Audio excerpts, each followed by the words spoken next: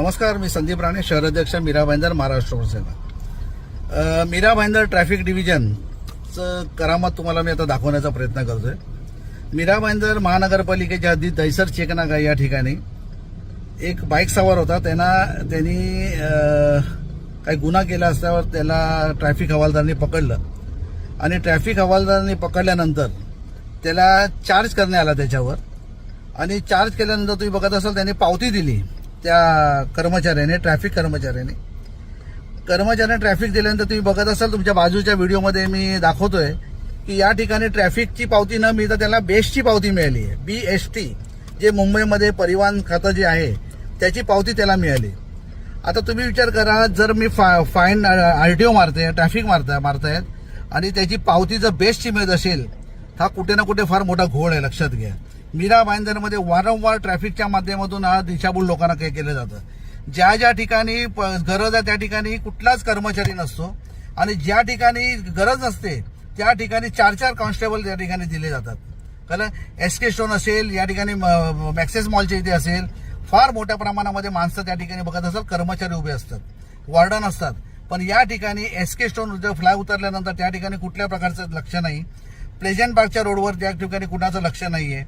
प्रफुल्ल वाघ यांना मी हा कृत्य ज्यांनी केलंय, गव्हाणे म्हणून एक कर्मचारी आहे, त्यांनी कृत्य केल्यानंतर आम्ही प्रफुल्ल वाघच्या साहेबांच्या कानावर घातलं. आम्ही लेखी स्वरूपामध्ये पत्र दिलं नाही, कारण कुणाच्या नोकरी आम्हाला खायची नाही, लक्षात घ्या. पण प्रफुल्ल वाघ साहेबांनी आम्हाला आश्वासन दिलेलं आमच्या सगळे पदाधिकाऱ्यांना की याच्यावर कठोरच्या कठोर कारवाई आम्ही करू आणि त्याला त्याची धडा शिकवायला पाहिजे. कारण हा एवढं मोठं गुन्हा कसा करू शकतो हा माणूस, ज्या हवालदारांनी दिलेलं आहे. त्यामुळे या हवालदारावर, या कर्मचाऱ्यावर गुन्हा दाखल व्हायला पाहिजे, शहानिशा व्हायला पाहिजे, इन्क्वायरी बसायला पाहिजे की ते त्याच्याकडनं आलं कसं. आणि BSTचे पण कर्मचारी कुठल्या कर्मचाऱ्याने त्याला दिलं ह्याच्यावर पण शहानिशा व्हायला पाहिजे. मी 1-2 दिवसातच CP साहेबांना पत्र देतोय आणि पत्राचा खुलासा आम्हाला पाहिजे, लक्षात घ्या. त्यामुळे कुठे ना कुठे हे काळे धंदे तर चालू नाहीत ना, ह्याच्यावरनं सिद्ध होतं, लक्षात घ्या. त्यामुळे ते क्लेरिफिकेशन होणं फार गरजेचं आहे.